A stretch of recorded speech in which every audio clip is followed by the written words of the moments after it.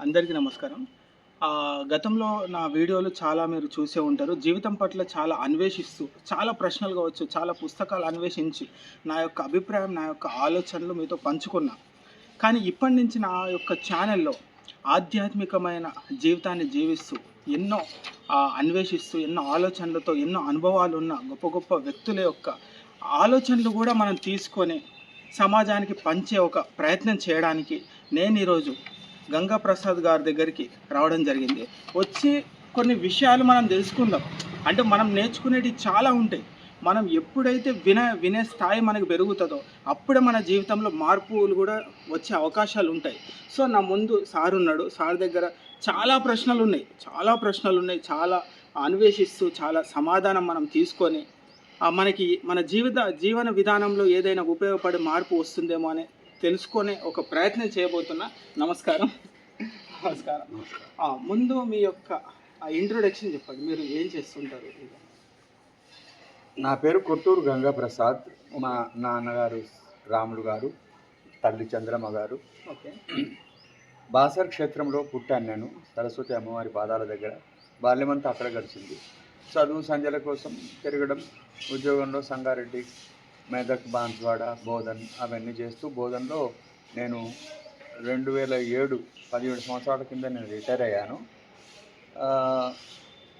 నా జాబ్ 33 సంవత్సరాలు చేసినప్పటికీ వందల వేలాది విద్యార్థులకు జ్ఞాన భిక్ష మాకు ఉన్న స్థాయిలో మేము అందించడం జరగడమే కాకుండా జీవితంలో ఉత్తమమైనటువంటి జీవితము పొందాలనే ఆలోచన అందరికీ ఉంటుంది.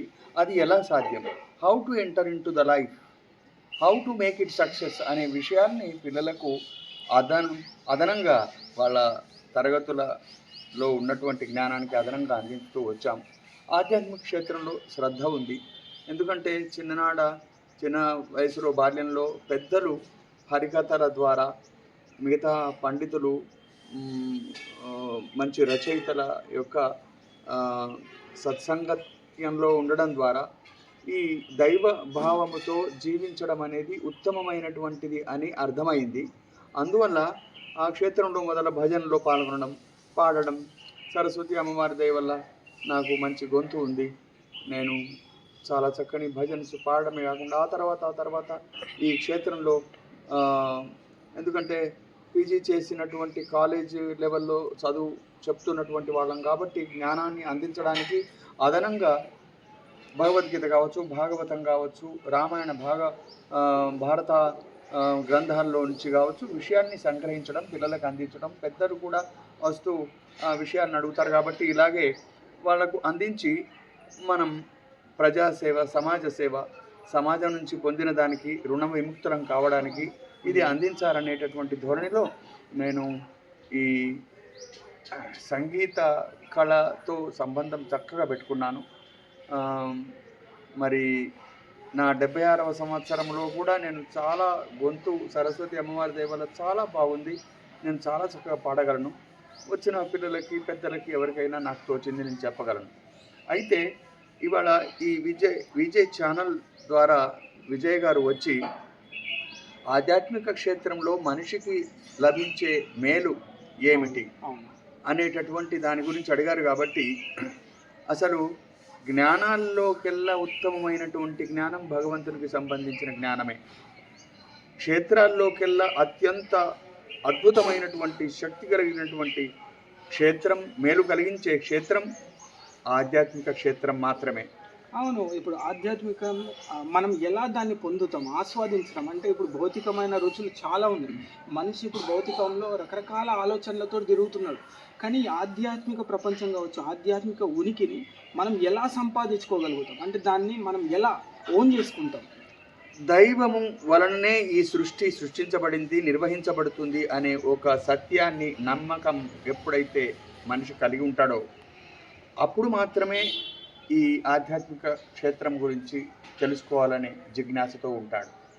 ఆ నమ్మకం కుదరనంత వరకు ఈ భౌతికమైనటువంటి, మీరు అన్నటువంటి భౌతిక విషయాల్లోనే ప్రవర్తిస్తూ మరి కదులుతూ ఈ రాగద్వేషాలను, స్వార్థ సంకుచిత చింతనను, అహంభావాన్ని, ఇతర ఈర్షాద్వేషాలని మరి తాను అందులోకి ప్రవేశిస్తూ అత్యంత ఉత్తమమైనటువంటి మానవ జన్మను పాడు చేసుకోవడం జరుగుతుంది. ఈ సత్యము ఎప్పుడు అర్థమవుతుంది అని అంటే సత్సంగాల్లో లేదా గ్రంథ పఠనం ద్వారా ఉత్తమమైనటువంటి జ్ఞానాన్ని మార్గదర్శనం చేసినటువంటి ఏవైతే పెద్దలు చేసినవి ఉన్నాయో వీటిని అర్థం చేసుకునే ప్రయత్నం చేసినప్పుడు, మళ్ళీ ఈ ప్రయత్నం ఎప్పుడు చేస్తాడంటే ఇదంతా దైవ సృష్టియే, దైవమే నడిపిస్తుంది అనే నమ్మకం ఉన్నప్పుడు మాత్రమే చేయగలుగుతాడు. అలాంటి వాడు ఎప్పుడైతే ప్రయత్నం చేస్తాడో ఈ జ్ఞానాన్ని ఆర్జించడానికి, ఖచ్చితంగా ఆధ్యాత్మిక క్షేత్రమే మానవుని ఉన్నతికి, మానవుని ఉత్తమ జీవితానికి ఉపయోగపడుతుంది అనేటటువంటి అనుభవానికి వస్తాడు. అది ఆధ్యాత్మిక క్షేత్రం యొక్క అవసరం. కానీ కేవలం మాయా విశేషమైనటువంటి ఈ భౌతిక ప్రపంచంలో ఉన్నప్పుడు అటువైపు మనసు పోదు. ఇప్పుడు నాస్తికులు ఉన్నారు, పూజిస్తున్నటువంటి వాళ్ళని చూసి నవ్వుకుంటారు, గేలి చేస్తారు, అవమానపరుస్తారు కూడా. వాళ్ళు మరి వాళ్ళ ఆలోచన అంతవరకే ఉంది కాబట్టి వాళ్ళు అంతవరకే ఉంటారు. అదే మానవుడి ఉత్తమమైనటువంటి జన్మ కారణంగా, విచక్షణ శక్తి అన్ని జీవుల కన్నా ఎక్కువ ఉండడం కారణంగా ఇంత దూరం ప్రయాణం చేసి దైవభావానికి వచ్చాడు. మానవుడిలో భౌతిక క్షేత్రంలోనే, మాయలోనే ఉండిపోయినటువంటి వాడికి కేవలం ఆ జీవిక గురించి, తన రుచుల గురించి, తన ఆనందం గురించి, తన సంతోషం గురించి, తన ఎంజాయ్మెంట్ అంటారే దాని గురించి మాత్రమే ఆలోచన ఉంటుంది. కాబట్టి తప్పుడు పద్ధతిలో సంపాదించడం, తప్పుడు పద్ధతిలో ఆస్తులను సొంతం చేసుకోవడం, తప్పుడు పద్ధతిలో పేరు ప్రతిష్టలను పొందడం, తప్పుడు పద్ధతిలో అనేక మందిని మరి ఎక్స్ప్లాయిట్ చేసి మరి తాను ప్రయోజనం పొందడం అనేటటువంటి జరుగుతుంది. అలాంటి వాళ్ళే ఈ యొక్క సృష్టి లోపల రాక్షసులు అనబడేటటువంటి ఆ రావణ, దుర్యోధనాది రాక్షసులు, హిరణ్యకశ్యప్ అది హిరణ్యాక్షుడులు లాంటి రాక్షసులుగా మరి వాళ్ళు ఉన్నారు. చరిత్ర మనకు చెప్తా ఉంది, గ్రంథాలు రాయబడింది ఉంది. ఆ రాక్షసులు ఎందుకు హీరోలుగా మన మెదడులో, మన హృదయంలో ఉండలేకపోయారు అని అంటే, వాళ్ళు ఉత్తమమైనటువంటి మార్గమును అవలంబించక దానిని వదిలి తప్పుడు మార్గము, అంటే తప్పుడు ఎప్పుడు తప్పు అవుతుంది? సమాజానికి నష్టం కలిగించే, ఎదుటివాడికి ఇబ్బంది కలిగించేటటువంటి ఏదైనా తప్పుడు మార్గం కిందకే లభిస్తుంది. ఇవాళ దైవము అంత గొప్ప శక్తి కలిగినటువంటి కారణంగా మనకు కావలసిన ఆక్సిజన్ను, మనకు కావలసినటువంటి నీటిని, మనకు కావలసినటువంటి వేడి వెలుతురును, మనకు కావలసినటువంటి ధ్వని లాంటి, రుచుల లాంటి అన్ని అనుభవాల్ని మనం పొందడానికి ఉపయోగపడుతుంది. అది పాజిటివ్, అది కేవలం పాజిటివ్ నిర్వహణ. దైవము సత్యం వెంబడే ఉంటుంది. దైవము అత్యంత ఉత్తమమైన జ్ఞానం వెంబడే ఉంటుంది. దైవము వాస్తవిక పరిస్థితిని మాత్రమే చాటుతుంది. అది గమనించినటువంటి వ్యక్తి మాత్రమే దైవ భావంలోకి వస్తాడు. ఆధ్యాత్మిక క్షేత్రంలో ఇంకా జిజ్ఞాసపరుడై తెలుసుకోవడానికి ప్రయత్నం చేస్తాడు. ఈ మాయా వాసనలన్నింటినీ వదిలిపెట్టేసి స్వార్థ సంకుచిత ఈర్ష ద్వేషాల అహము అనేటటువంటి వాటి నుంచి తొలగిపోయి వాటికి దూరంగా ఉంటూ ఉత్తమమైనటువంటి జీవితాన్ని జీవిస్తాడు. అలాంటి ఉదాహరణలే గౌతమ బుద్ధుడు, అలాంటి ఉదాహరణలే వివేకానందుడు, అలాంటి ఉదాహరణలే వ్యాస మహర్షి, ఆదిశంకరులు, శ్రీరామచంద్రుడు, శ్రీకృష్ణ పరమాత్ముడు. ఇలా మనం చెప్పుకుంటూ పోతే చాలా చరిత్రలో చెడు చేసినటువంటి వాళ్ళు, మంచి చేసినటువంటి వాళ్ళు కనిపిస్తారు. రాముణ్ణి గుడిలో పెట్టి ఎంత గొప్పగా పూజించేటటువంటి వాళ్ళు ఉన్నారు. రావణుని ఎక్కడ పెట్టి ఉన్నారు? ఎవరైనా రాక్షస దృక్పథం ఉన్నటువంటి వాడు రావణుని కూడా పూజిస్తానికి తప్పలేదు. కాబట్టి యద్భావం తద్భవతి అనేటటువంటి మాటను ఖచ్చితంగా గుర్తుపెట్టుకోవాలి. నీ భావనలో ఏముందో అదే జరుగుతుంది. అలాంటి ఫలితమే తప్ప ఇంకో ఫలితం ఉండదు. పాపం పుణ్యం నీ కొంగులోకి వెళ్తుంది. నువ్వు ఏ వయసులో ఉన్న చెయ్యి, ఎక్కడన్నా చెయ్యి, ఎప్పుడన్నా చెయ్యి, అది నీ పాపము నీ కొంగులో ఉంటుంది, నీ పుణ్యము నీ కొంగులో ఉంటుంది. ఎప్పుడైనా అనుభవంలోకి తప్పకుండా వస్తుంది. ఈ జన్మలో లేకపోతే మరో జన్మలో కూడా అనుభవంకి వస్తుంది. నీకే కాదు, నీ యొక్క వంశంలో ఉన్నటువంటి వాళ్లకు, నీ బంధుమిత్రులకు కూడా ఆ పాపము పుణ్యం యొక్క భాగము అందుతూ ఉంటుంది. కాబట్టి ఆధ్యాత్మిక క్షేత్రము అనేటటువంటి భావన రావడానికి దైవభావం మొదలు రావాలి. ఇదంతా దైవ సృష్టి. ఎందుకంటే గాలి లేనిది ఆకు కదలదు. గాలి లేనప్పుడు కదిలి తెచ్చి చూపెట్టమను. సూర్యుడు ఉదయించినప్పుడు వెలుతురు ఉండదు. సూర్యుడు లేనప్పుడు వెలుతురు చూపెట్టమను. శక్తి లేనిది, కదలిక లేనప్పుడు, భగవంతుడు లేనిది ఈ సృష్టి ఎలా నిర్వహించబడుతుంది? ఈ సృష్టి మనకి ఎంత అర్థమవుతుందండి? పక్కకున్న మోరి, పక్కకున్న ఇల్లు, వాకిలి, రోడ్డు, రైలు, బస్సు, సైకిల్, మోటారు, విమానము, రాకెట్, ఇంతవరకే నీకు అర్థమవుతుంది. ఇంతకంటే దూరం ఉన్నటువంటి దాన్ని కనుక నువ్వు తెలుసుకోవాలనే ప్రయత్నం చేస్తే ఆటోమేటిక్గా నువ్వు దైవభావంలోకి వెళ్ళిపోతావు. గొప్ప ఆలోచన అనేది మారాలి.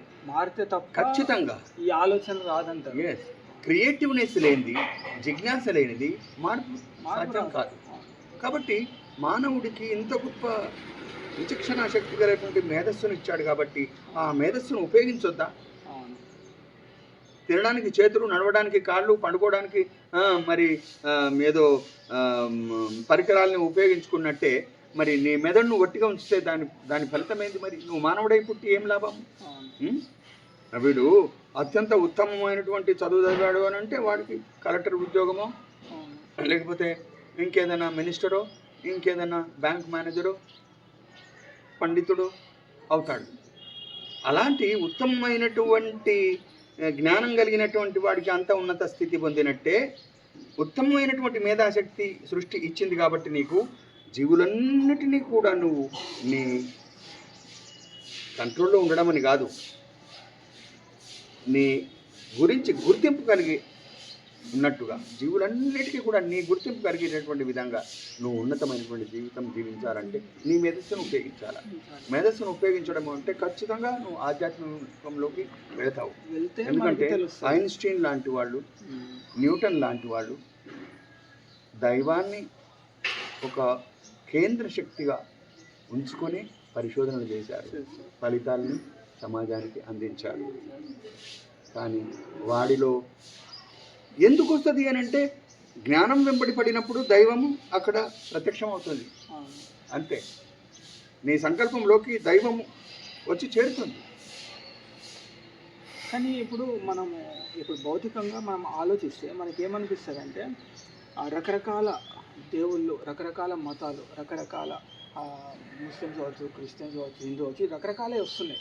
కానీ నిజమైన దేవుడు అనే ఒక సోర్స్ ఉంటుంది. అది ఎలా మనం అనాలి? ఇప్పుడు అది తెలియకనే చాలామంది కొట్టుకుంటున్నారు. రకరకాల పరిస్థితులు మనం చూస్తూనే ఉన్నాం. అసలు మనం ఏదో శక్తి లేనిది ఈ సృష్టి లేదు.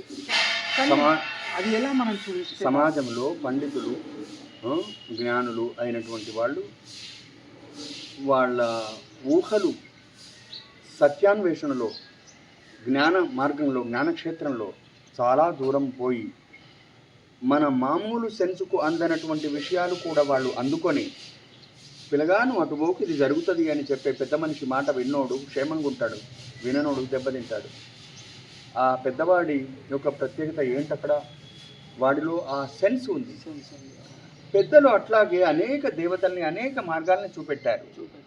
నీవు ఏదో ఒకటే దేవుడు అనేటటువంటి నమ్మకాన్ని కూడా నువ్వు పొందినప్పుడు మాత్రమే ఏదో ఒక వైపు నువ్వు ఉంటావు.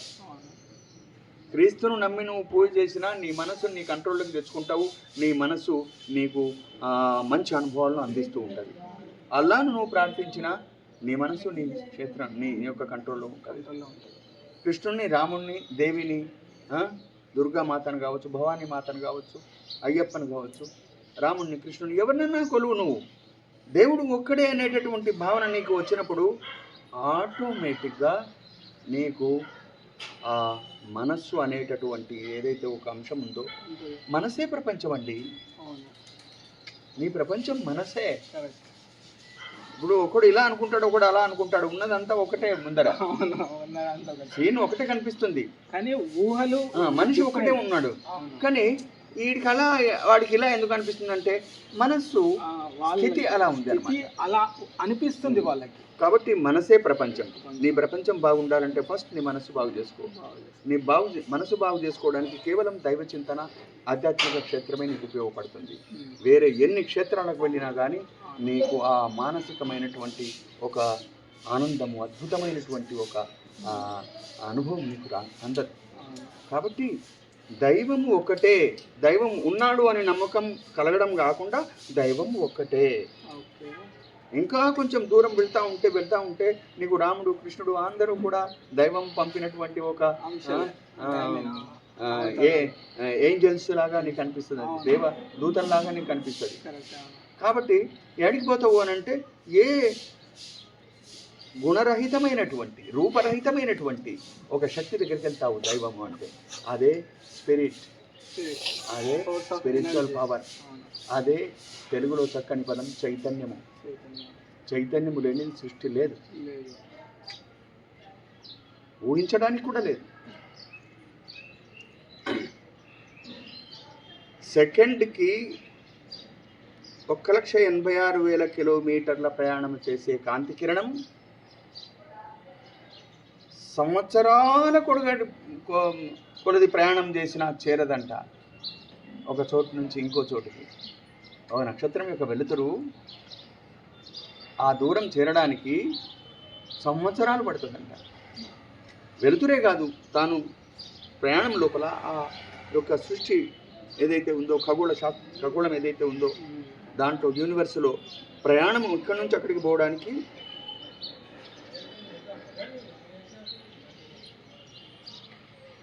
మనకు సంవత్సరాలు పడుతుంది అంటున్నాం. సెకండ్కి కిలోమీటరా, పావు కిలోమీటరా ప్రయాణం చేస్తాం, 4 అడుగుల వేస్తాం.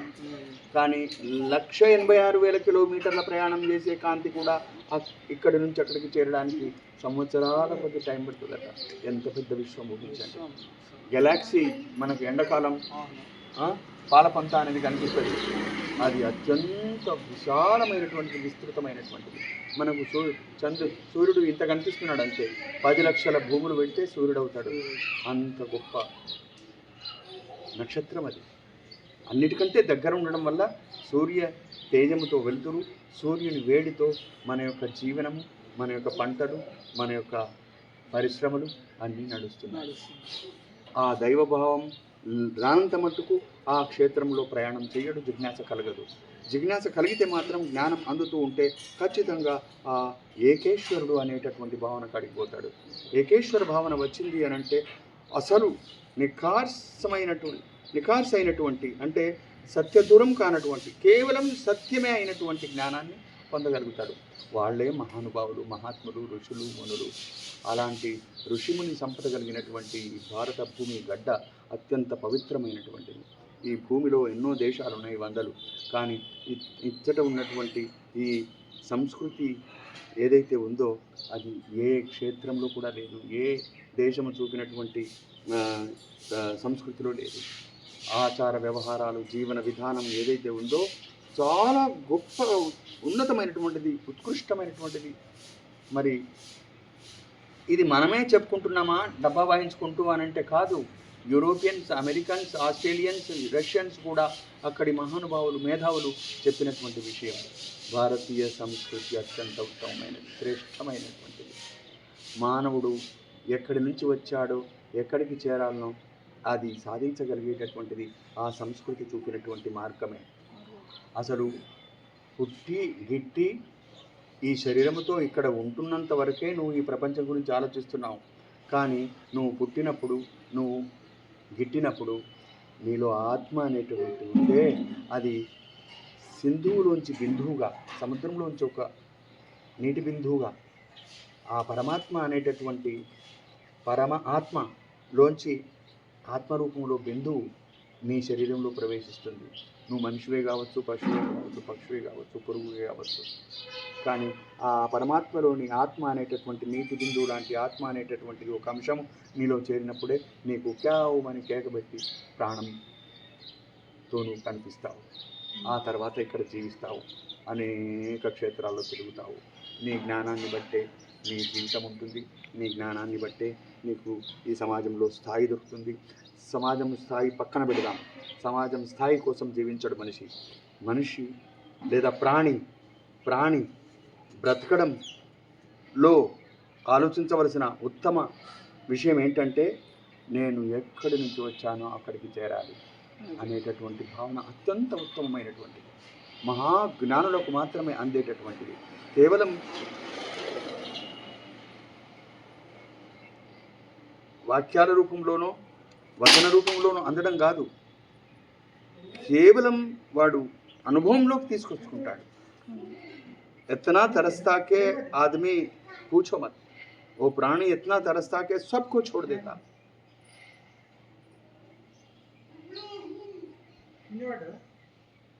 उस स्थाई में वो प्राणी जब बनता ना, इस माया को जब छोड़ के केवल परमात्मा के सन्निधि पहुंचने का जो संकल्प लेता ना, उसका प्रति क्षण जो है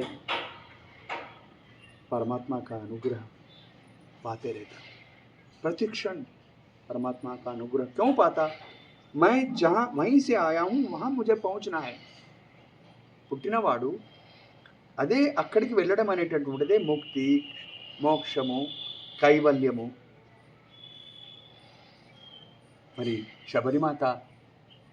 శబరిమాత ముసాలి వయస్సులో ఆ శ్రీరామచంద్రుడికి పండ్లు పుల్లయి ఇవ్వద్దు అని రుచి చూసి కూడా ఇచ్చింది అని అంటే ఆ వయస్సులో ఆమెకు ఉన్నటువంటి దైవభావం ఎంత స్థాయిలో ఉంది కాబట్టి ముక్తి ఆమెకు అని. అలాగే కైవల్యం పొందినటువంటి అనేక వ్యక్తుల యొక్క చరిత్ర మనకు అందుబాటులో ఉంది కాబట్టి అందులో మనమొక్కరం ఎందుకు కాకూడదు. కోటీశ్వరులు ఉన్నారు ఊళ్ళో, మిగతా బీద వాళ్ళు కొందరు ఉన్నారు, బాగా మంచి చదువుకుంటున్నాడు, మంచి ఉత్తమమైనటువంటి మార్కులు తెచ్చుకుంటున్నాడు, వాడి ఆలోచన తప్పకుండా అరే నేను ఇట్లా భోజనం కూడా లేకుండా నేను బతకడం ఏంటి, వాడు కార్లలో విమానాలలో తిరగడం ఏంటి అనే ఆలోచన నుంచి కోటీశ్వరుడు కావాలనుకుంటాడు కదా. అలాగే జీవి లేదా ప్రాణి మామూలు పుట్టడం గిట్టడం ఏం లాభం, నేను వచ్చిన కాడికి చేరడం అనేది నాకు కావాలి. అయితే ఇప్పుడు మనిషి బతకడానికి చాలా మంచి దారులు ఉన్నాయి, మనకి పుస్తకాలు ఉన్నాయి, గొప్ప గొప్ప చరిత్ర ఉంది, అన్నీ ఉన్నా కూడా మనిషి అనేటోడు ఆ కోపాలు, కుళ్ళు, ఈర్ష్యలు, ద్వేషాలు ఇవన్నీ వస్తున్నాయి. అంటే మనిషి ఎందుకు, ఏం కావాలి, మనిషికి ఏం దొరికితే ప్రశాంతంగా ఉంటాడు? భౌతికపరమైనటువంటి విషయాలకే ప్రాధాన్యత ఇవ్వడం వల్ల ఈ పరిస్థితి. Okay okay. అసలు ఉత్తమ జీవితము, ఉన్నత జీవితము, గొప్పవాళ్ళు అనబడేటటువంటి అవకాశము భౌతికమైనటువంటి విషయాలతోటే ఉంటుంది అని నమ్మడం. కాబట్టి తనకు ధనము, సంపత్తి ఎంత ఉంది, తనకు పేరు ప్రతిష్టలు ఎంత ఉన్నాయి, ఎలానన్నారా అని తప్పుడు పద్ధతిలో వచ్చినా పర్వాలే, ఎంత గొప్ప పేరు ప్రతిష్టలు ఉన్నాయి, దీని మీద వాడు క్యాలిక్యులేషన్లో అడుగులు వేసుకుంటూ ముందుకు పోతున్నాడు. ఇదే గొప్ప జీవితం అని అనుకోవడం వల్లనే ఈ స్వార్థ, సంకుచిత, రాగ, ద్వేష, ఈర్ష, ద్వేషాలకు లోనై మాయకు లోబడి ఉన్నతమైనటువంటి జీవితానికి దూరం అవుతున్నాడు. అసలు వేరే వాళ్లకు ఉపయోగపడడం కాదు, తనకు తానే ఉపయోగపడని పరిస్థితికి వస్తున్నాడు మనిషి. రీజన్ మీరు ఇప్పుడు అడిగినందుకు ఎందుకు అట్లా అవుతుంది అంటే భౌతికపరమైనటువంటి విషయాలకే పరిమితం అవుతున్నాడు కాబట్టి. అవే అసలు సిసరైనటువంటి గొప్పతనం, అసలు సిసరైనటువంటి జీవితంలో ఉన్న ఉన్నత స్థితికి రావడానికి ఉపయోగపడేవి అవే అని అనుకుంటున్నాడు. అవి కేవలం సాధనాలు. నీకు ఎట్లయితే బ్రతకడానికి ఊపిరితిత్తుల ద్వారా ఆక్సిజన్ తీసుకోవడం అవసరమో, ఊపిరితిత్తులు అనే సాధనం ద్వారా నీ యొక్క సృష్టిలోని శక్తిని, చైతన్య శక్తి ఆక్సిజన్ రూపంలో నీ దేహానికి అందిస్తున్నావు. ఊపిరితిత్తులు లాంటి సాధనమే ధనము, ఊపిరితిత్తులు లాంటి సాధనమే ఒక గృహము, ఊపిరితిత్తులు లాంటి సాధనమే ఒక వాహనము. అలాగే గుండె మంచి రక్తాన్ని శరీరం అంతటికి పంపించి సిరలు ధమనుల ద్వారా, చెడు రక్తాన్ని మళ్ళీ రిటర్న్ గుండెకు పంపిస్తుంది ఆక్సిజన్ ద్వారా పరిశుద్ధం చేయడానికి. ఈ ఏమి ఏర్పాటు, మామూలు ఏర్పాటు కాదు. మెదడు ఈ పనంతా చేస్తుంది. ఇంత అద్భుతమైనటువంటి ఏర్పాటు ఆ సృష్టికర్త చేశాడో, ఆ సృష్టికర్తను మనం మర్చిపోతే మనం జ్ఞానంతో జీవిస్తున్నట్ట. ఎంత మూర్ఖపు జీవితం అవుతుంది, ఎంత అధమపు నీచపు జీవితం అవుతుంది అది. ఇవాళ పశుపక్షాదుల నుంచి కూడా నేర్చుకునేటటువంటి పరిస్థితులు ఎన్నో మనం చరిత్రలో చూసాం. పశువుల్ని పక్షులను చూసి కూడా మానవుడు అయ్యో నేను తప్పు మార్గంలో ఉన్నాను అని అర్థం చేసుకొని మంచి మార్గం అవి చూపినటువంటి విధంగా అవి జీవించే పద్ధతిలో పిల్లలను అది చిన్నగా ఉన్నప్పుడు, కదలలేనప్పుడు, అశక్తతో ఉన్నప్పుడు కావలసిన ఆహారాన్ని తీసుకొచ్చి పెడతాయి. కానీ రెక్కలు పనిచేసే స్థితికి రాగానే అవి నెట్లోంచి అవే వెళ్ళిపోవడమా లేకపోతే ఇది పంపించేయడమా జరుగుతుంది. మానవుడు కూడా నేను బాగా గారాబం చేసి చెత్తగడం చేసేసిన నా బిడ్డని, నా కొడుకుల్ని అని అర్థం చేసుకొని అప్పటి నుంచి ప్రయత్నం చేస్తాడు. లేకపోతే తన మనవరాళ్ళ కన్నా ఆ మంచి మార్గంలో జీవించే ఏర్పాట్లు చేసుకుంటాడు. అది పశువులను పక్షులను చూసి చేస్తున్నాడు అని అంటే దీని అర్థమైంది, ప్రాణి ఏ రూపంలోనన్నా ఉండని, పశువు కావచ్చు, పక్షి కావచ్చు, కీటకం కావచ్చు, మనిషి కావచ్చు, ఉత్తమమైనటువంటి శ్రేణిలో ఆలోచన సరళి కనుక ఉన్నట్టయితే ఉత్తమ జీవితం, ఉత్తమ మార్గంలో ఉండగలుగుతాడు. లేకపోతే లేదు. కాబట్టి ఇక్కడ విషయం ఏమిటి అని అంటే, మనిషి అనేటటువంటి వాడు సృష్టిలోని ఆయా సంఘటనలే కావచ్చు, లేకపోతే సీనరీస్ కావచ్చు, పర్వతాలను చూసో, చంద్రోదయం సూర్యోదయం చూసో, సూర్యాస్తమయం చూసో, సముద్రం యొక్క అలలను చూసో, నదీ ప్రవాహమును చూసో, గాలి యొక్క వేగమును చూసో, వాన యొక్క అద్భుతమైనటువంటి ఒక ఏదైతే ఉరుములు మెరుపులు ఇవన్నీ ఉన్నాయో వీటిని చూసో తాను తన యొక్క జ్ఞానాన్ని వృద్ధి చేసుకునే అవకాశం ఉన్నది. మూర్ఖత్వం నుంచి జ్ఞానమయమైనటువంటి మార్గంలోకి వచ్చే అవకాశం ఉన్నది. దారుణమైనటువంటి స్థితిలోంచి అత్యంత నలుగురు మెచ్చేటటువంటి ఉత్తమమైనటువంటి జీవితంలోకి ప్రవేశించే అవకాశం ఉంది. కాబట్టి ఇక్కడ నేను ఒక చిన్న మాట చెప్తాను.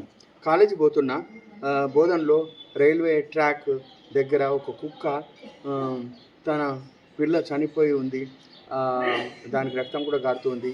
అది బౌ బౌ అని వచ్చిన స్కూటర్కు, వచ్చిన సైకిల్ మోటార్కు, మనిషికి మీదికి పోతుంది. అది పెద్ద లారీ రాగానే బౌ బౌ అని పోయి మళ్ళీ వెనుకకు చచ్చిపోతానేమని మళ్ళీ వెనుకకు వస్తుంది. దాన్ని ఒక అమ్మాయి చూసింది. 30 కోట్ నుంచి వెళ్తున్న అమ్మాయి ముసలామి దగ్గర తన బిడ్డను పడేసి, 2-3 నెలల పిల్ల తన బిడ్డే, ముసలిదాన చూడే అని చెప్పేసి అది పోతుంది సినిమాకు. గేట్ దాటంగానే సినిమా థియేటర్ ఉంది అక్కడ. కానీ ఆ కుక్కను చూడంగానే గప్ చిప్న రిటర్న్ అయ్యి తన బిడ్డను తీసుకొని హత్తుకుందంట. ఇది నా స్టూడెంట్, వాళ్ళ ఇంటి పక్కన ఉన్న స్టూడెంట్ చెప్పిన మాట. అంటే కుక్కను చూసి నేర్చుకున్నది జ్ఞానం. మనిషి ఎవరన్నా కావచ్చు, మనిషి కుక్క ఏదన్నా కావచ్చు. కుక్క అనేటటువంటి మనిషి కంటే అధమైనటువంటి జీవి నుంచి కూడా నేర్చుకుంది. కారణం ఏంటంటే దాని యొక్క స్థితి, సత్యమును గ్రహించే స్థితి వచ్చినప్పుడు అది చెడు నుంచి మంచి వైపు వెళ్ళడం జరిగింది. కాబట్టి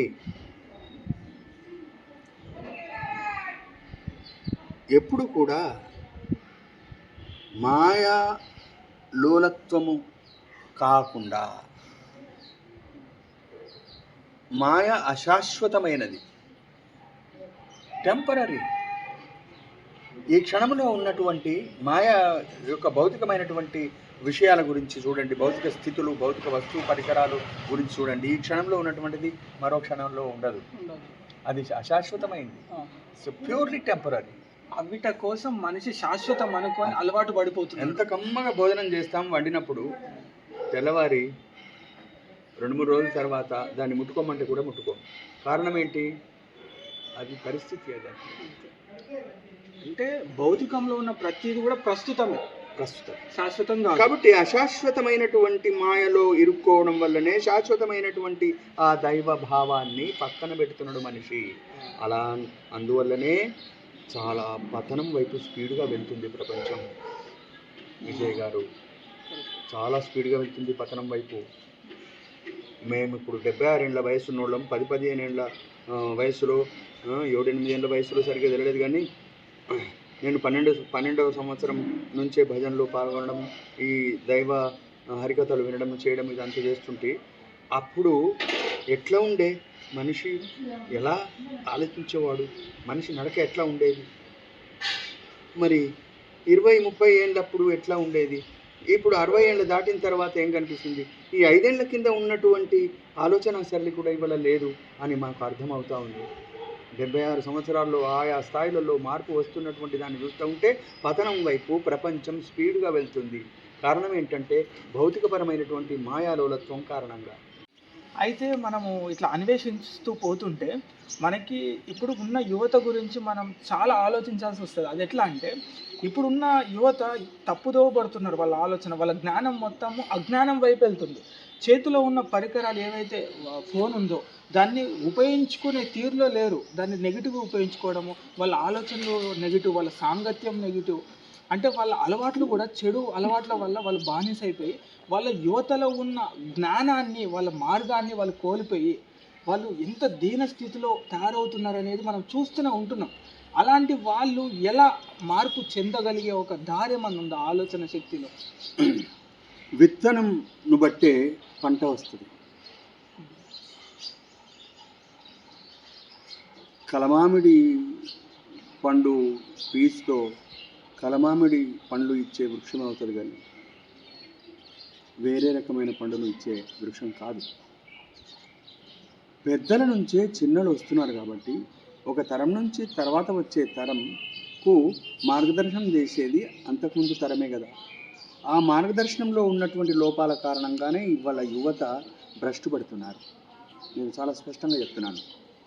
తల్లిదండ్రులు నేను పడిన బాధ వాడు పడద్దని వాడికి అడిగినంత డబ్బు, అడిగిన సౌకర్యాలన్నింటినీ అందించేసరికి అవిడితో పాటు జీవన విశేషాలు ఏవైతే ఉత్తమ జీవితానికి అవసరమైనటువంటి ఉన్నాయో, బంధుమిత్రులు, సమాజము, శాస్త్రము, తర్వాత ఈ దైవభావము, చరిత్ర, వీటన్నిటి గురించి, జీవన పద్ధతులు, వీటి గురించి వాడికి తెలుపక కేవలం పశువులాగా వాడిని పెంచుతూ ఉంటే వాడు పశుతుల్యమైనటువంటి పోకడలను కలిగి ఉంటాడు. కానీ నేను ఇది నేర్చుకోవాలా, నేను ఇది ఇలా ఉండాలా, అలా ఉండాలనే నిర్ణయానికి రాడు. కాబట్టి మరొకసారి చెప్పే పాయింట్ ఏంటంటే పెద్దలను బట్టే చిన్నలు ఉంటారు. పెద్దలలో ఉన్న లోపం కారణంగానే యువత ఇవాళ చెడిపోతుంది. మీకు ఉదాహరణ చెప్తా. నీకు ఎవడు చెప్పమన్నాడు సార్ ఇవన్నీ, మావాడికి వాడికి మంచి మార్కులు వచ్చినట్టు చూసే చాలు అని తిట్టి వచ్చిన తల్లిదండ్రులు కూడా ఉన్నారు. వాడు ఒకనాడు చెప్పిండు, బాబు ఇట్లా అట్లా అని కొన్ని మంచి విషయాలు చెప్పడానికి ప్రయత్నం చేసిండు. ఆడు పోయి తల్లిదండ్రులకు చెప్పంగానే ఆడేవాడరా చెప్పేటోడు, మనం దూరలము అని చెప్పి వాడిని తిట్టి వచ్చిండు. ఇట్లా పెద్ద మనుషులు ఉన్నాం కదా, పిల్లలు మంచి మార్గంలోకి ఎట్లా రాగలుగుతారు? మంచి మార్గంలోకి తెచ్చే గురువునే వాడు కట్టడి చేసిన తర్వాత, అలాంటి పుస్తకాలే వాడి చెడిపోయే సెల్ ఫోన్, చెడిపోయేటటువంటి పరికరాన్ని వాడికి అందించిన తర్వాత వాడు ఆ మార్గంలో కాకపోతే ఇంకే మార్గంలో ప్రయాణం చేస్తాడు. కాబట్టి మొదటి తప్పు మొదటి తరందే. తాతలు, తండ్రులు, అమ్మలు, నానమ్మలు, అమ్మమ్మలు ఉన్నారా, వాళ్ళ కారణంగానే ఇవాళ పిల్లలు పెడదో పడుతున్నారు. ఇది సత్యము, నిత్యమైనటువంటి విషయం. ఇది తప్పు జరిగిన తర్వాత, పిల్లలు చెడిపోయారని తెలిసిన తర్వాత వాణి మీద ప్రహార్లు అంటే వాడిని తంటుతూ ఉన్నప్పుడు వీడికి జ్ఞానోదయం అవుతుంది, నేను తప్పు చేశాను అని. వాడికి వాడు అర్థం చేసుకునేది ఎప్పుడు అంటే టోకట్ హాయతో మాలూమ్ హోతా క్యా చీజ్ హై సత్య అనేటటువంటిది. కాబట్టి వాడికి దెబ్బ తగులుతున్నప్పుడు అర్థం చేసుకుంటుంటే నేను పిల్లల్ని తప్పుగా పెంచాను అని. ఇవాళ చాలామంది పెద్దలు ఒక నిర్ణయానికి వస్తున్నారు, మన కారణంగానే పిల్లలు ఈ విధంగా అవుతున్నారు. కాబట్టి పిల్లలకు కొంచెం దైవభావం ఉండేటట్టు, సమాజం గురించి, బంధుమిత్రుల గురించి, మంచి చెడు గురించి, పాపం పుణ్యం గురించి, జ్ఞానము అజ్ఞానము గురించి తెలియజేయాలా అనే ఒక నిర్ణయానికి వచ్చి తండ్రులు తాత ముత్తలు ప్రయత్నం చేస్తున్నారు. అలాంటి పిల్లలు ఇప్పటికీ కూడా పెద్ద మనుషుల కాళ్ళు టచ్ చేసే బయటకు వెళ్తున్నారు. అలాంటి వాళ్ళ పిల్లలే వాళ్ళు కోటీశ్వరులు కావచ్చు, లక్షాధికారులు కావచ్చు, భిక్షాధికారులు కూడా కావచ్చు. ఉత్తమమైనటువంటి జీవన మార్గంలో ప్రయాణించేది ఎవరు అని అంటే పెద్దల నుంచి మంచిని గ్రహించినటువంటి వాళ్ళే. ఇవాళ యువతను తప్పుపట్టడానికి మొదలు వాళ్ళ పెద్దలను తప్పుపట్టాలని చెప్పేసి నేను గుర్తు వాళ్ళు ఇప్పుడు పిల్లలు చెడిపోవడానికి పెద్దవాళ్ళ యొక్క గైడ్లైన్స్ కావచ్చు, వాళ్ళు చెప్పే పద్ధతి, వాళ్ళు నేర్పించే విధానము వాళ్ళు సరిగ్గా లేకపోవడం వల్ల వాళ్ళు ఇలా అవుతున్నారు. నువ్వు పూజ చేసిన దాకా భోజనం చేయను అనేటటువంటి నిర్ణయంతో నువ్వు ఉన్నప్పుడు పిల్లాళ్ళంట చెప్పేది 5% 10% వింటారంట. నువ్వు చేసేది మాత్రం 95-99% గ్రహిస్తారట. పచ్చి అబద్ధాలు నువ్వు మాట్లాడుతూ వాడు సత్యవంతుడు కావాలని కోరుకోవడం మూర్ఖత్వమే కదా. ఎప్పుడూ వచ్చిన వాడికి పోయిన వాడికి నువ్వు మాట్లాడేది అబద్ధమని వాడికి అర్థమే అవుతుంది. చెప్పే సేటలైట్ అని చెప్తుంది. వాడికి అబద్ధాలు జీవించడానికి అబద్ధాలే అవసరం అనే ఒక ట్రైనింగ్ ఇచ్చిన తర్వాత వాడు ఇంకేం నేర్చుకుంటాడండి. మనల్ని చూస్తూ పచ్చి స్వార్థము నీ ప్రతి అడుగులో, ప్రతి మాటలో, ప్రతి చూపులో పిల్లలు అబ్జర్వ్ చేస్తున్నారు. వాడు కూడా స్వార్థపరుడు కాకపోతే ఇంకెలా అవుతాడు చెప్పండి. నీ దుర్మార్గత్వము కనిపెట్టినటువంటి పిల్లలు దుర్మార్గులు కాకపోతే సన్మార్గులు ఎలా అవుతారు చెప్పు. కాబట్టి మొదటి తరం చేసే తప్పే తర్వాతి తరం మీద పడుతుంది. నీవు లేకుండా నువ్వు ఇలాంటి తప్పుడు మార్గంలో వాళ్ళను పోషించడం లేకపోతే వాడు చెడిపోయే క్వశ్చనే లేదు. నువ్వు వస్తువుని ఇక్కడ నుంచి అక్కడ పెడితే అది మారుతుంది, లేకపోతే అక్కడే ఉంటుంది. నువ్వు చెడు వైపు తీసుకోకపోతే వాడు చెడు వైపు వెళ్ళే ప్రసక్తే లేదు. కొందరు తల్లిదండ్రుల దగ్గర ఉంచకుండా ఒక హాస్టల్లో వేసేస్తారు. మంచి గురువులు వాడికి లభించాడు అనుకోండి, వాడు కలెక్టర్ అయిపోతాడు. కారణం ఏంటి? వాడికి మార్గదర్శనం ఎలా లభించింది, దాన్ని బట్టి వాడి జీవిత పరమార్థం ఉంటుంది. కాబట్టి పెద్దలకు ఇవాళ స్కూళ్ళల్లో నుంచే, ఎల్కేజీ యూకేజీ నుంచే ఏమంటారు బాలశిక్ష నుంచే వాళ్ళకు ఉత్తమ జీవన మార్గాలను, జీవన నియమాలను తెలియచెప్పాల్సిన అవసరం ఉన్నది. అయితే ఇప్పుడు రీసెంట్గా మనము బంగ్లాదేశ్ విషయాలు మీరు చూసే ఉండొచ్చు. అంటే అక్కడ ఏమవుతుందంటే మన అటాక్ జరుగుతుంది. కొన్ని నెలల క్రితం కూడా చాలా దారుణంగా జరిగింది. అంటే మనుషుల్లో మనిషి ఇంత దారుణంగా వీడియోలు కావచ్చు, వాళ్ళ ప్రవర్తనలు కావచ్చు, కొన్ని వార్తలు చూస్తుంటే ఇట్లా భయంకరంగా ఉన్నాయి. అంటే ఎందుకు ఇట్లా వస్తున్నాయి మార్పులు? అంటే ఇంత క్రూరంగా మనిషి ఆలోచిస్తున్నాడంటే ఆ తర్వాత ఇంకెలాంటి భయంకరమైన పరిణామాలు రావచ్చు. అంటే దీనికి మనం జాగ్రత్త పడాలా చూసి, లేదంటే ఎక్కడన్నా మూలం ఎక్కడన్నా మార్పు జరిగితే తప్ప ఇదంతా మార్పు జరగదా? ఎన్నో కోణాలలో బాగు చేసే ప్రయత్నం జరగాల. బాల్యము నుంచి తప్పుడు పద్ధతిలో దుర్మార్గత్వం వైపు పంపించడం కారణంగా అలాంటి దుర్మార్గులు అయ్యారు. రాజకీయమైనటువంటి డిప్లొమాట్స్ ఎవరైతే ఉన్నారో వాళ్ళ స్వార్థం కోసం, వాళ్ళ ఓట్ల కోసం, వాళ్ళ పార్టీలు ఏముంటాయంటే అవతలను ఉపయోగించుకోవడం ఉంటుంది. అవతలని తప్పుడు మార్గంలో ప్రేరేపించడం జరుగుతుంది.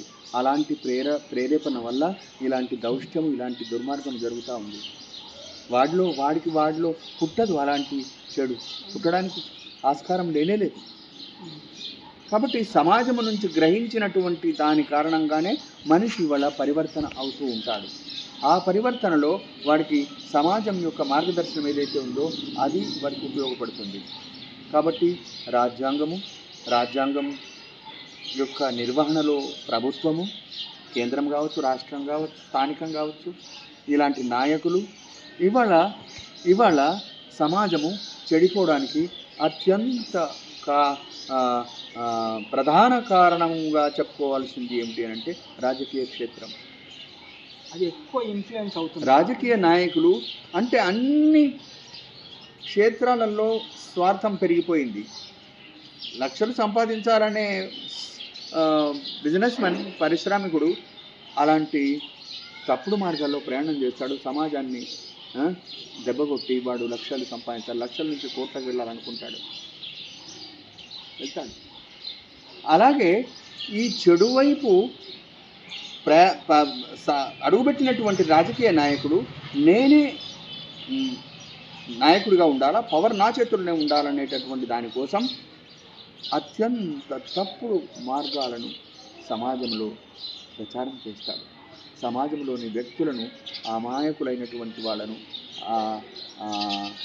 అజ్ఞానం వైపు లేదా తప్పుల వైపు ప్రేరేపించి వాళ్ళని తయారు చేసి ఉపయోగించుకుంటాడు.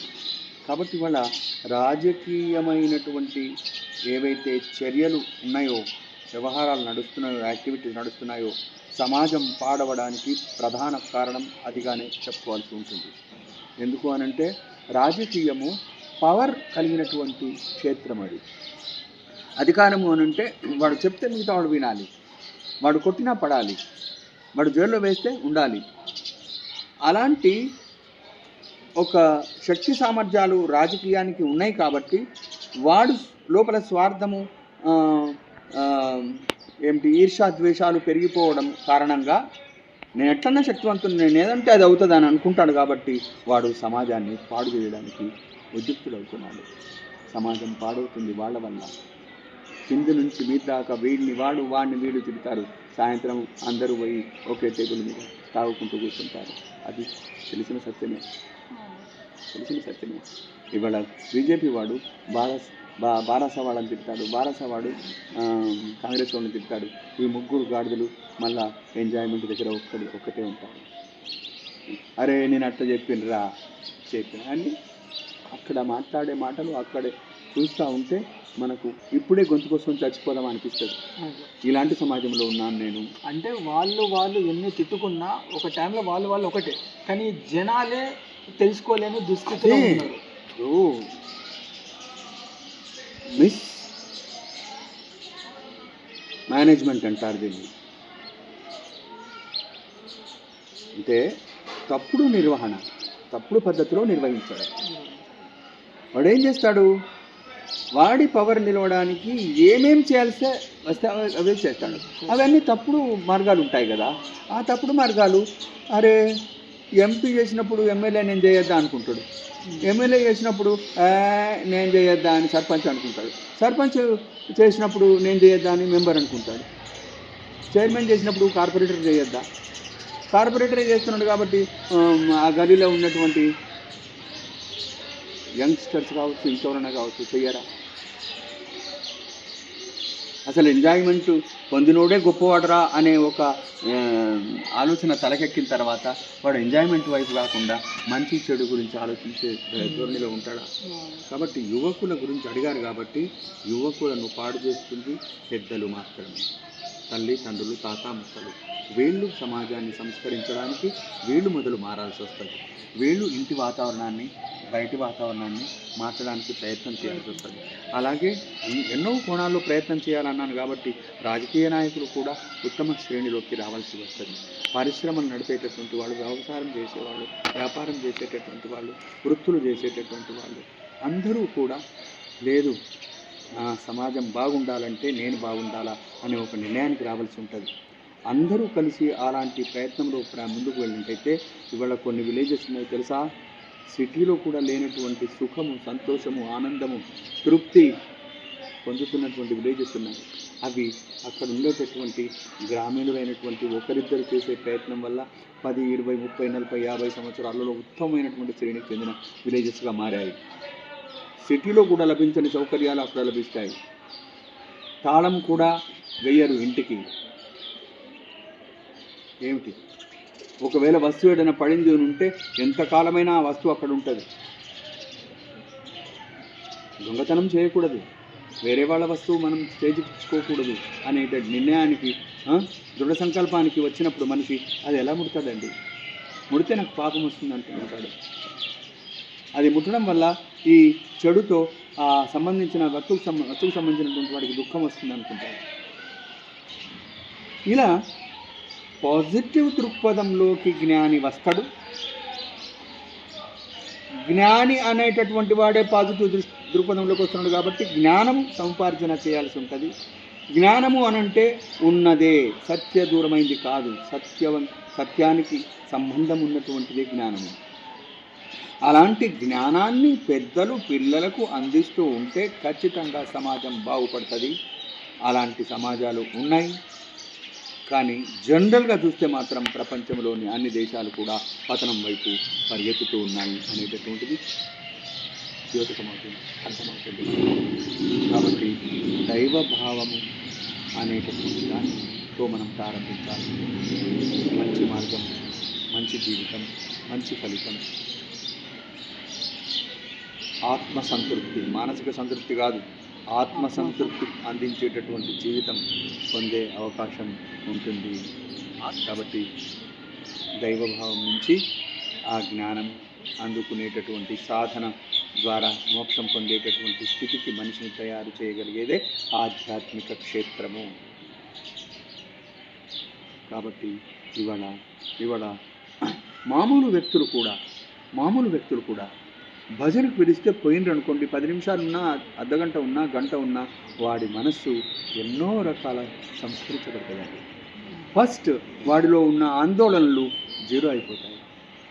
వాడిలో ఉన్నటువంటి ఈర్ష, ద్వేషాలు, అహముందే అవి జీరో అయిపోతాయి ఆ భజనకు వెళ్ళి కూర్చోవడం వల్ల. నీకు ఆధ్యాత్మిక క్షేత్రం ఏమన్నా అలాంటప్ప వ్యక్తులు చూపినటువంటి మార్గమా? ఏ జ్ఞానము అందుకోనటువంటి మూర్ఖులు అందించేటటువంటి విషయాలు అక్కడ ఉంటాయా? ఆధ్యాత్మికం అంటేనే సత్యమును బోధించేది, సత్యమును తెలిపేది, సత్య మార్గంలో జీవించమని చెప్పేది, అవసరమైనటువంటి మార్గాలు చూపేది, అవసరమైనటువంటి నియమాలు తెలిపేది. ఆటంకాలు వస్తే ఎలా తప్పించుకోవాలో కూడా నీకు చాలా చక్కని ఏర్పాట్లను చూపగలిగేటటువంటిది ఆధ్యాత్మిక క్షేత్రం. కాబట్టి ఆధ్యాత్మిక క్షేత్రంలో ఎవరు ఉన్నా, ఇవాళ ఆడవాళ్ళు కూడా అమ్మవారి దగ్గరికి పోయి హారతి ఇచ్చి లేకపోతే కుంకుమ పూజలో పాల్గొనటువంటి వాళ్ళు అంతకుముందు ఉన్నటువంటి ఒక తప్పుడు మాట్లాడే విధానం, తప్పు చూసే విధానం లోంచి బయటకు వస్తారండి. వస్తారు, తప్పకుండా వస్తారు. ఆధ్యాత్మిక క్షేత్రానికి ఆ శక్తి ఉంది. ఎందుకంటే నీ మనస్సును అది ప్రభావితం చేస్తుంది. ఎటువైపు? పాజిటివ్ వైపు తీసుకెళ్తుంది. నెగిటివ్ నీకు తెలిసి తెలియక కూడా ఒకవేళ నేను తప్పు మార్గంలో ఉన్నాను, మంచి మార్గంలో పోవాలా అనే విషయం కూడా నీకు తెలియదు. నేను చెప్తున్నా, అది కూడా నీకు తెలియదు. కానీ ఎందుకో కానీ నీ తప్పుడు చూపు, తప్పుడు ఆలోచన, తప్పుడు మాట, తప్పుడు నడక మంచి మార్గంలోకి వచ్చేస్తుంది. మంచి మార్గంలోకి వచ్చేస్తుంది, ఖచ్చితంగా వస్తుందండి. కనుక ఇక్కడ చివరిగా నేనేం చెప్పాలనుకుంటున్నా అంటే, ఒకడు చెబితే అందుకునే విషయం కన్నా తాను స్వయంగా జ్ఞానముతో అందుకొని అనుభవంలోకి తెచ్చుకోవాలనే సాధన చెయ్యాలి, ప్రయత్నం చేయాలి అనేదే బాగా ఉపయోగపడుతుంది సమాజంలో. అందుకోసమే పిల్లగా నేను చెప్పుడు కాదురా, నువ్వు ఆలోచించి నేనేంది అందుకే అంటారు అని చెప్పినోళ్ళు తెలిసిన చెప్పు. అంటే ఇప్పుడు మనము ఎంత చెప్పినా అనే మార్పు కన్నా తాను అన్వేషించి తెలుసుకొని మారితేనే అతని జీవితం మార్పు అనేది వస్తుంది. అప్పటి వరకు అది అంతే ఉంటుంది, అది అంతే. కాబట్టి వాడిలో సంస్కారం రావాలి, వాడి ఆలోచనలో సంస్కారం రావాలి. ఇది ఇప్పుడు మనిషి అనేవాడికి దారులు చాలా ఉన్నాయి.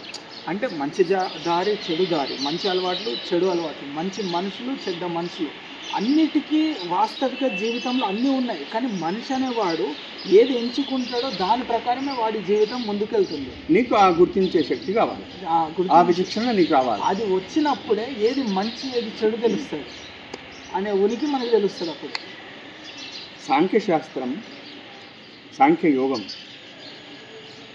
18 అధ్యాయాలలో 2వ అధ్యాయం సాంఖ్యయోగం. శ్రీకృష్ణ పరమాత్మ అర్జునుడు చెప్పిన భగవద్గీత గురించి చెప్పింది.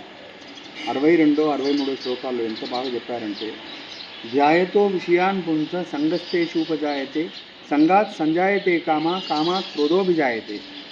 63వ శ్లోకంలో క్రోధాత్ భవతి సమ్మోహ, సమ్మోహాత్ స్మృతిభ్రమ, స్మృతిభ్రంశాత్ బుద్ధినాశో, బుద్ధినాశాత్ ప్రణశ్యతి. ప్రణశ్యతి అంటే నాశనం, వినాశనం.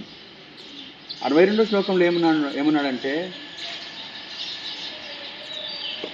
ధ్యాయతు విషయాన్ పుంస, విషయాల వెంబడి నువ్వు పడితివంటే, మాయలో కనుక నువ్వు ప్రవేశిస్తువంటే, సంగస్థేషూపజాయతే, నీకు అనేక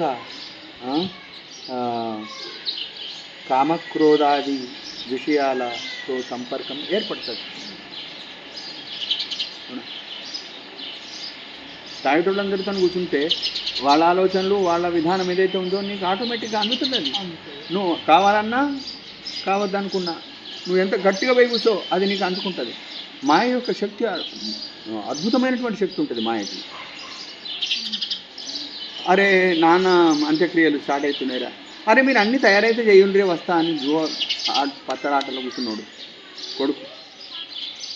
మాయ అంత జటిలమైంది. తండ్రి చనిపోయిండు, వాడే కొరువు పెట్టవలసిన వాడు, వాడే అదేం ఏం పడతారు కదా, అగ్గి పడతారు కదా, వాడు ఉండండి ఇక్కడ లేపడానికి వీలే లేదు. అది మీరు అన్నీ తయారైతే చేయండి అని అను పత్తలాడుతున్నట్టు తాగేటోడు. అంటే మాయ అంత జటిలమైంది. అది అందులోంచి లేవనియదు, దాని ఇంట్లో పినిగెల్లా. అది మామూలు శక్తి కలదు కాదు. ఎంత జ్ఞానినైనా కానీ ఒట్టి మూర్ఖుని చేసి పడేస్తుంది. ఇప్పుడు ఆడదాని ఆకర్షణకు లోనైనటువంటి దుర్మార్గు ఒక ఉత్తముడు లేదా గొప్ప వ్యక్తి ఎవరన్నా కావచ్చు, వాడు అందులోంచి కదలడు కదలడు. నీకు సర్వనాశనం ప్రాప్తిస్తుందిరా అనేటటువంటి విషయం వాడికి తెలియజేసినా వాడు దాని విడవడు. మాయ శక్తి అట్లాంటి. ధ్యాయతో విషయాన్ని పుంస, విషయాలు ప్రవేశిస్తూ అంటే తెలియకుండా దాంట్లో కామ క్రోధ లోభ మోహ మదమత్సరాలు అనేటటువంటి నేను జుట్టుకుంటాయి. ఏదన్నా తీరకపోలేదు అనుకున్నది కాలేదనుకో, కావాలనుకునేది దొరకలేదనుకో, క్రోధం వచ్చేస్తుంది. ఎట్లా ఇవ్వరా, ఎట్లా రాదురా, అది ఇట్లా క్రోధాత్ భవతి సమ్మోహ, మోహంలోకి పడిపోతావు. నువ్వు అనుకున్న దాన్ని వెంబడి పడతావు. ఏదైతే నీకు అవసరమైన బంధం ఉందో దాన్ని వదిలిపెట్టావు. క్రోధాత్ భవతి 63వ శ్లోకంలో క్రోధాత్ భవతి సమ్మోహ, సమ్మోహాత్ స్మృతి విభ్రమ. సమ్మోహంలో పడితేవంటే నీ స్మృతి, నీ విచక్షణ జ్ఞానం ఏదైతే ఉందో శక్తి, అది పనికి రాకుండా పోతుంది. స్మృతి విభ్రమ, విభ్రమ అది కదిలిపోతుంది. స్మృతి భ్రంశాత్ బుద్ధినాశో, నీ స్మృతే పనిచేయనప్పుడు బుద్ధి ఎక్కడ పనిచేస్తుంది? స్మృతితోటే కదా బుద్ధి. బుద్ధి లేకపోవడం, బుద్ధి ఉండడం స్మృతితోటే కదా. స్మృతి భ్రంశాత్ బుద్ధినాశో, బుద్ధినాశాత్ ప్రణశ్యతి. గంగప్రసాద్ గారు వాళ్ళ జీవితంలో చాలా అనుభవాలు, ఎన్నో అనుభూతులు, ఎన్నో ఎక్స్పీరియన్స్ వాళ్ళు అనుభవించారు. ఎన్నో ఆలోచనలతోటి ఒక అద్భుతమైన రచనలు కూడా రాయడం జరిగింది. ఆ రచనలు కూడా మనము చూస్తూ ఉంటే ఇక్కడ మనకు కనిపిస్తుంది. ఈ పుస్తకం కూడా రాయడం జరిగింది పూర్తి స్థాయిలో. అన్ని అద్భుతమైన అక్షరాలు, అద్భుతమైన ఆలోచనలు, తన యొక్క ఆలోచనలన్నీ దీంట్లో మా కోసం ఒక చిన్న దీంట్లో మీరు రాసిన ఒక రచనలో ఒక మంచి విషయము, ఉపయోగపడేది, ఆలోచింపజేసేది ఏదైనా ఉంటే మాకు ఒకటి చెప్పగలుగుతారు? నేను చాలా కట్ షార్ట్ చేసి చెప్తాను, దాని గురించి వివరాలు వద్దు, మీకు అన్నీ తెలిసినటువంటివే. భ్రమల చాటు బ్రతుకు బ్రహ్మాండ మనసుండ వాస్తవికత మాట వట్టిదాయే. సత్యం వదిలిపెట్టేస్తున్నాం. భ్రమల వెంటబడిన బ్రతుకు చితికిపోయే. విఠల పాండురంగ వినురగంగ, విశ్వదాభిరామ వినుర విమలిరా, అలా మక్కం పెట్టినాను. ప్రగతి అంచు ప్రళయము వైపున వికృత చేష్టలంది వెడలుచుందురు. సుగతి నాశనము ప్రగతి ఎట్లగునురా. విఠల పాండురంగ వినురగంగ. తర్వాత 63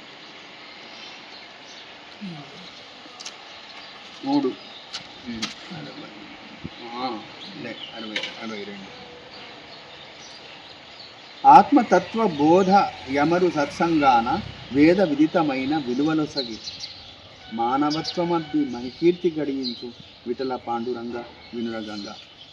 ఇక ఈ డెవలప్మెంట్, ఆధునిక ప్రగతి గురించి మనం మాట్లాడుకుంటున్నాం. ఇప్పుడు యువకులంతా ఆ భ్రమల్లోనే ఉన్నారు. మా తాతలు నా అంతయాడు ఉన్నారురా, నాకు 1,00,000-2,00,000 జీతం ఉన్నది, మా ఆవిడకిట 100, 150, 50, 30 రూపాయి పావులకు కూడా జీతం చేసిన వాళ్ళు ఉన్నారు. బాన్స్వాళ్ళు ఇప్పుడు ఉన్నాడు ఆయన ఆగమేసేట అని రూపాయి పావులనట నెలకు. అయితే డెవలప్మెంట్ అని అనుకుంటున్నారు కానీ ఆధునికపు ప్రగతి అందలమెక్కించ అమ్మ నాన్నల గతి ఆగమయ్యే, తమదు సుఖము నేటి తరము లక్ష్యంబయ్యే, విఠల పాండురంగ వినురగంగ. తల్లిదండ్రి రుణము తనయుండు తీర్చంగా జాలడెన్ని జన్మలైన, తల్లిదండ్రి రుణము తనయుడు తీర్చంగా చాలడెన్ని జన్మలైన, వారి పేరు నిలుపు దారి నేగిన దీరు, వారి పేరు నిలుపు దారి నేగిన దీరు, విఠల పాండురంగ వినురగంగ. అంటే విషయం ఏంటంటే ఇక్కడ సత్యమును విడిచిపెట్టడం వల్ల తల్లిదండ్రులే కాదయ్యా, తన సుఖం కూడా సర్వనాశనం అవుతుంది. తను కూడా ఒక పశుతుల్యమైనటువంటి క్రిమికీటకాదులు, దోమ వచ్చిందంటే ఇంత కొడతామా అది పాయ, మనిషి కూడా అలాంటి పరిస్థితికి వచ్చేసాయి వల్ల. కాబట్టి తన వారి సుఖం సంతోషం కాదు, తన సొంత సుఖ సంతోషాలని కూడా కోల్పోతున్నాడు. ఈ భ్రమల వెంట పరిగెడడం వల్ల, మాయలో దిగడం వల్ల, జ్ఞానాన్ని అందుకోకపోవడం వల్ల, దైవభావం లేకపోవడం వల్ల. అయితే ఈరోజు చాలా అద్భుతమైన ఆ విషయాలు మనం తెలుసుకున్నాం.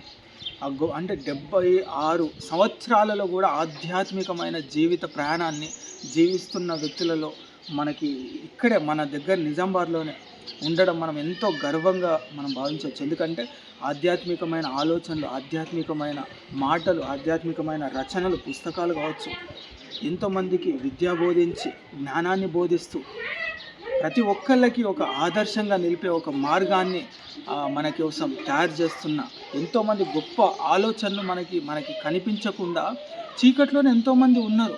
మనకి ఈ రోజున చాలామంది కనిపిస్తున్నారు, కానీ వాళ్ళు జస్ట్ కనిపిస్తున్నారు అంతే. కానీ ఎంతోమంది ఇలాంటి గొప్ప గొప్ప ఆధ్యాత్మికమైన ఆలోచనలు కూడా మనం వెతికితే తప్ప దొరకరు, మనం తెలుసుకుంటే తప్ప మనం మాట్లాడలేము అనే ఒక ఆలోచనకి మనం వచ్చేస్తే ఎన్నో విషయాలు మనం ఈరోజు తెలుసుకొని ఎంతో మంచి ఆలోచనలు జనాలకి పంచాలనే ఒక ప్రయత్నం చేస్తూ ఈ యొక్క వీడియోని ఇంతటితో మనం పూర్తి చేసుకుందాం.